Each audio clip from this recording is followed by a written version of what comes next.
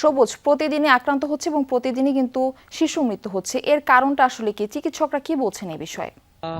আসলে আমি এখন আছি নোয়াখালী সদর হাসপাতালে, যেখানে হামাক্রান্ত রোগীদের জন্য একটা আইসোলেশন ওয়ার্ড রয়েছে। আমি এখন সেই ওয়ার্ডে রয়েছি। আর আসলে এখানে প্রতিদিনই হামাক্রান্ত শিশুর সংখ্যা বাড়ছে। আর ডাক্তাররা যেটি বলছেন যে আসলে মাঝখানে যে 1.5 বছর টিকাদান কর্মসূচি বন্ধ ছিল, এছাড়া টিকার যে সাপ্লাইয়ের ঘাটতি সেটিও ছিল। এছাড়া আসলে নোয়াখালীর যে বিচ্ছিন্ন চরাঞ্চলগুলো রয়েছে সেখানে আসলে মানুষের অসাবধানতা, অসচেতনতা, অভিভাবকদের আসলে অসচেতনতার নানা কারণে আসলে আবার ডাক্তাররা তারা যারা টিকাদান কর্মসূচিতে রয়েছেন, যেসব স্বাস্থ্যকর্মী তারা আসলে ধর্মঘট ডেকেছেন তাদের নানা দাবির বিষয়। আসলে নানা কারণে একটি গ্যাপ, একটা শূন্যতা ছিল, বা যে এই সুযোগে অনেক শিশু টিকাদান থেকে বঞ্চিত ছিল। আসলে এ কারণে এখন হঠাৎ করে আসলে এই শিশু আক্রান্তের সংখ্যা বেড়েছে। তবে আসলে নোয়াখালী যে সদর হাসপাতালে কি পরিমাণ প্রতিদিন রোগী বাড়ছে সেটা যদি আমি একটি পরিসংখ্যান দিই, আজকে বিকেল নাগাদ হয়তো বা আজকের পরিসংখ্যান আমরা জানতে পারবো, কিন্তু গতকালে 14 জন নতুন করে রোগী ভর্তি হয়েছে। এর আগের দিন 11 জন, এর আগের দিন 8 জন, অর্থাৎ প্রতিদিনই রোগীর সংখ্যা বাড়ছে। এবং এখানকার যে চিকিৎসক রয়েছেন তারা বলছেন যে আসলে সারা দেশে যে বিশেষ টিকাদান কর্মসূচি চলছে, অর্থাৎ 18টি জেলার 31টি উপজেলা, আসলে নোয়াখালী তো সেটির আওতায় আনা দরকার, কেননা এখানে যে প্রাদুর্ভাব দিন দিন বাড়ছে, না হলে এখানে আসলে ঠেকানো মুশকিল হয়ে পড়বে ডাক্তারদের চিকিৎসা দানের ক্ষেত্রে।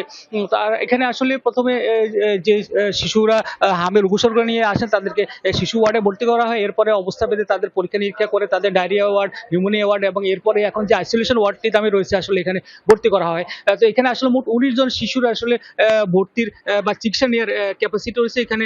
আমি একজন রোগীর সাথে আমি কথা বলে যে আসলে আপনার শিশুকে কি উপসর্গ নিয়ে ভর্তি করেছেন, কি অবস্থা?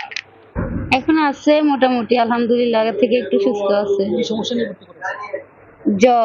জ্বরের সাথে খিঁচুনির মতো হয়েছে, চোখ মুখ উল্টে ফেলছে, তখন ভর্তি করাইছি, রক্ত পরীক্ষা দিছে, ওগুলা করার পরে বলছে যে হাম।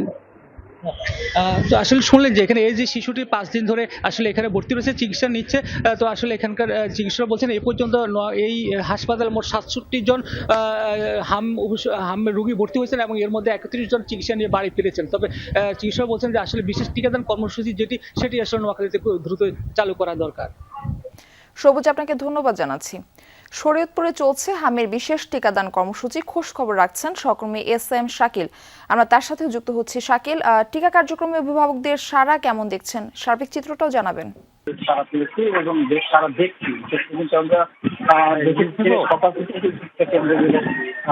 কেন্দ্রগুলোতে যারা অভিভাবক রয়েছেন তারা কিন্তু শিশুদের নিয়ে আসছেন এবং টিকা দিয়ে যাচ্ছেন। তবে আমরা যদি বলি বিশেষ একটি উপজেলাকে বিশেষ কেন্দ্রে একটি উপজেলাতে বিশেষ কেন্দ্র দেওয়া হয়েছে, সেটা হচ্ছে জাতীয় উপজেলা, যার কারণে সেইখানে কিন্তু আমরা দেখেছি যে অভিভাবকদের বেশ সারা রয়েছে এবং সেখানে কিন্তু বাচ্চাদের নিয়ে আসছেন এবং তারা ওই উপজেলাটা বিশেষ করার কারণ হচ্ছে সবচেয়ে বেশি কিন্তু জাজিরা উপজেলাতেই হামের প্রভাবটা বেশি হয়েছে, যার কারণে কিন্তু সেই উপজেলাতেই সেটার সেই বিশেষ কেন্দ্রটা করা হয়েছে। ওইখানে আমরা যতটুকু জানতে পেরেছি যে শরীয়তপুরে 96 জন হামে আক্রান্ত হয়েছে, যার মধ্যে কিন্তু 39 জনই সেই জাজিরা উপজেলা। এর মধ্যে কিন্তু 2 জন শিশু নিহত হয়েছে সেই জাজিরা উপজেলাতে। কিন্তু আমরা যতটুকু জানতে পেরেছি যে সিভিল সার্জনের সাথে কথা বলে তারা কিন্তু বলছেন যে প্রত্যেকটা ইউনিয়নে ঘুরে ঘুরে কিন্তু বিশেষ যে কেন্দ্রগুলো রয়েছে সেই কেন্দ্রগুলো করা হচ্ছে এবং সেখানে কিন্তু টিকার ব্যবস্থা করা হয়েছে। তবে গত 2 দিনে কিন্তু 1743টি টিকা দেওয়া হয়েছে এমনটা কিন্তু